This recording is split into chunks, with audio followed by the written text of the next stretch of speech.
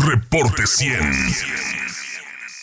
Me da mucho gusto recibir esta mañana y conversar, como siempre, conversar con él, al maestro Marco Antonio Córdoba, vicepresidente del Colegio de Economistas, para que nos ayude a entender un poco más estos temas. Maestro Marco Antonio Córdoba, gusto saludarlo, ¿cómo está? Buen día, Jesús, muchas gracias por la invitación, muy bien, y bueno, pues es un gusto estar contigo y con tu auditorio. No, y al contrario, es un gusto y un honor para nosotros. A ver, de entrada, ¿qué debemos entender, maestro, por una recesión? Bien, Jesús, mira, cuando se habla de una recesión económica es que la actividad generalizada de la economía de un país o de una región ha caído por 2 trimestres consecutivos. Cuando hablamos de caída generalizada, es que hay una caída en la producción, es decir, en el Producto Interno Bruto. Hay una caída en el empleo, ¿sí? Que el empleo también disminuyó, tuvo una caída en 2 trimestres consecutivos. Una disminución o caída en la inversión. También una caída en el consumo. En el consumo de bienes y servicios, ¿no? Entonces, cuando hablamos de recesión económica, estamos hablando de una caída generalizada, no solamente de una variable, ¿sí? Que podría ser el Producto Interno Bruto, no, sino de un conjunto de variables que están afectando en su conjunto a la economía de un país, de un estado o de un... Se nos cortó la comunicación. Se nos cortó la comunicación con maestro Marco Antonio. Estamos conversando con el maestro Marco Antonio Córdoba. Parece que perdimos la comunicación con el maestro Marco Antonio Córdoba. Le decía, estamos conversando a propósito de esta desestimación. ¿Ya lo tenemos? Perdón, maestro, se nos cortó un poco la comunicación. Adelante, decía. Lo de recesión, ¿verdad? Sí, exacto. Okay. Mira, cuando hablamos de recesión económica es que estamos hablando de una caída generalizada de la actividad económica de un país o de una región.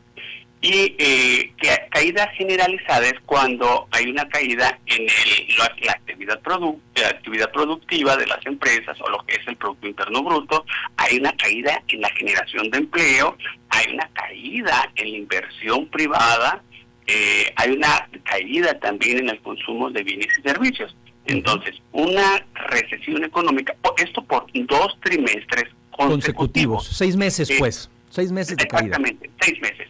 De tal manera de que recesión, estamos hablando de una caída generalizada, ¿sí? De una serie de variables económicas. Es el caso de Estados Unidos hoy día. Hoy la prensa económica, la prensa financiera destaca eso y dice que es la discusión entre sus colegas economistas, maestro Marco Antonio Córdoba, allá en la Unión Americana, de que si Estados Unidos estaría o no en una recesión o en una recesión técnica. ¿Este es el caso? Hay una discusión, Jesús, como que no hay un consenso. Aquí en Estados Unidos, más bien allá en Estados Unidos está la Oficina Nacional de Investigación Económica, que es la que determina, ¿hay recesión o no hay recesión? Y en este momento no ha declarado. No ha habido un posicionamiento todavía. No hay un posicionamiento porque solamente fue la caída del Producto Interno Bruto, el PIB, porque el empleo sigue creciendo. Sí, el gasto de consumo o el consumo registró un crecimiento del 8%, Jesús. Entonces, hay un comportamiento contradictorio al interior de la economía. Justamente eso le iba a preguntar, ¿cómo es posible que el consumo registre ese comportamiento y el PIB registre una caída? Bien, aquí se podría explicar un poco sobre la fortaleza del dólar. Sí, la fortaleza del dólar está provocando que se esté comprando mucho del extranjero, ¿sí? Que se esté importando, y bueno, eso provoca ya en cuestión de hacer el cálculo, que dé ya un cálculo negativo, ¿no? Que sea un cálculo negativo. Eso se explica más bien para el primer trimestre de este año, ¿no? De por qué cayó la economía de Estados Unidos, por un dólar fuerte. Ya en este segundo trimestre ya hay datos mixtos, ¿sí? En el sentido de que hay un crecimiento en el consumo, o sea, todavía hay, por ahí hay flujos de dinero, ¿sí? Todavía hay créditos que están impulsando el consumo, todavía hay liquidez en las familias, ¿sí? Que están impulsando el consumo. Sin embargo, por otro lado, vemos que la inversión de las empresas ya está disminuyendo, ¿sí? Ya está disminuyendo, entonces eso ya está provocando, ¿no? Entonces, en ese sentido todavía no se dan todas las condiciones para declarar que es una recesión ya en términos oficiales. Y la Oficina de Investigación Económica de Estados Unidos, pues todavía no lo declara. Se señala que es una recesión técnica, Jesús. Ok, es una recesión técnica. Para señalar lo que es una caída del Producto Interno Bruto. Muy bien, ahora, en relación con este documento de prospectiva que hace Moody's Analytics, titulado la recesión, la próxima recesión global, donde adelanta que México podría caer en recesión el segundo trimestre del 2023 y que el presidente le dice, Nanáis, ese es un enfoque neoliberal. ¿Cuál es su opinión, maestro? Pues mira, Jesús, cuando el río suena es que agua lleva. Y en ese sentido, hay condiciones. Sí hay condiciones para que el próximo año se dé, primero, a nivel internacional, incluso ya pues ya se tienen ahí una serie de estudios de que la economía de Estados Unidos va a entrar en recesión.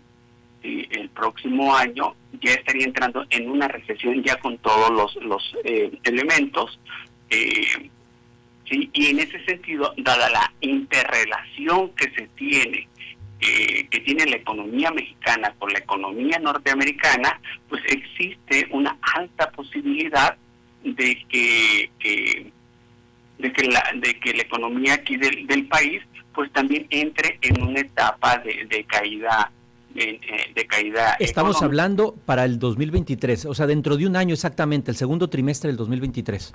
Sí, para el próximo año. Para junio del próximo año, más o menos. Así es. Sí, es probable, ¿eh? O sea, es difícil anticiparlo, ¿no? Porque las condiciones están... Sí, claro, se mueven, pues. Cambiando, pero la probabilidad existe, ¿no? Dado el entorno que estamos viviendo ahorita de inflación elevada, de problemas de oferta, de costos elevados de materias primas, del conflicto bélico entre Rusia y Ucrania, ahorita están dadas las condiciones. Además, Jesús, como se están los bancos centrales están incrementando la tasa de interés, lo acaba de hacer el Banco de la Reserva Federal de Estados Unidos, se espera que el 11 de agosto lo haga Banco de México.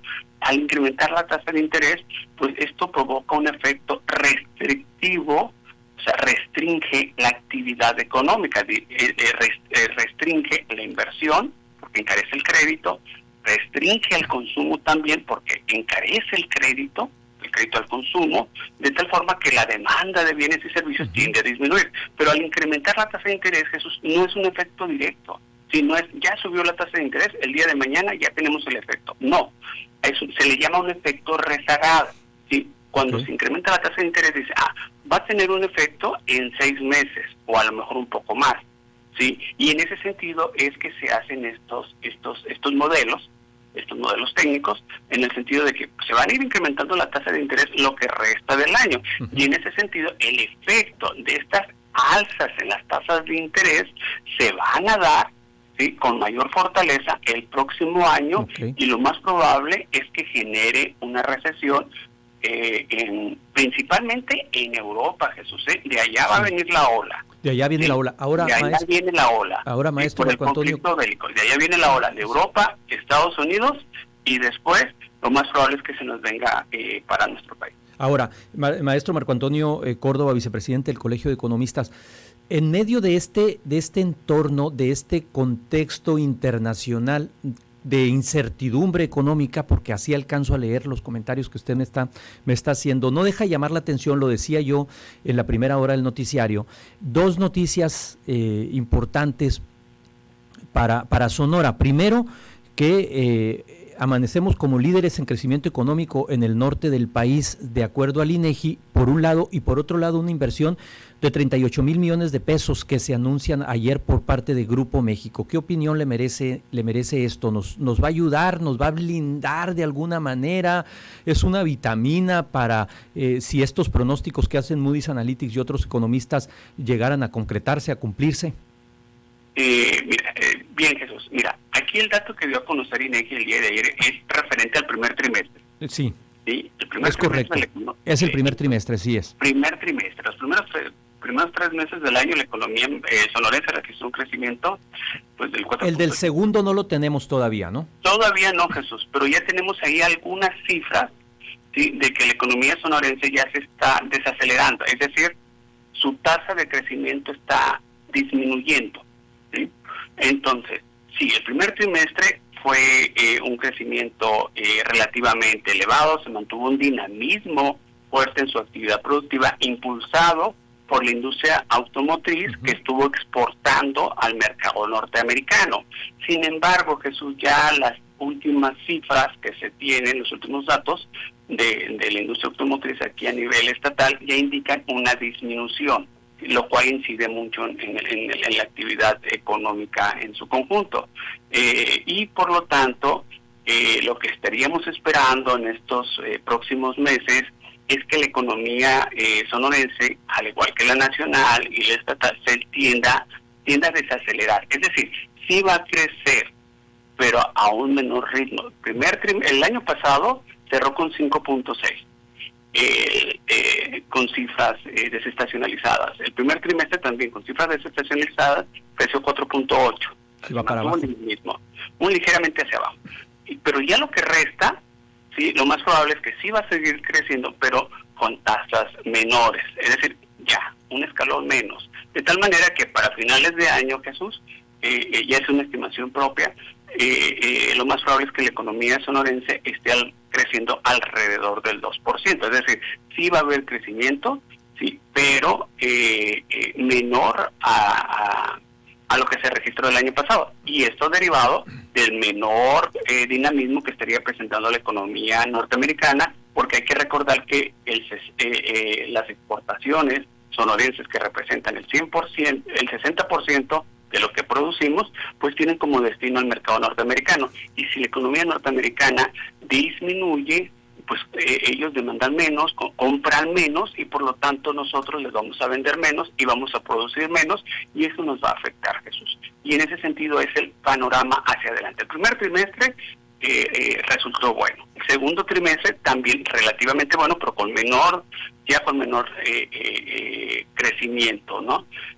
Y hacia adelante, bueno, pues ya se observa ahí, ya se estaría observando un menor dinamismo. Ahora, en relación al anuncio que se dio el día de ayer, indiscutiblemente, ¿no?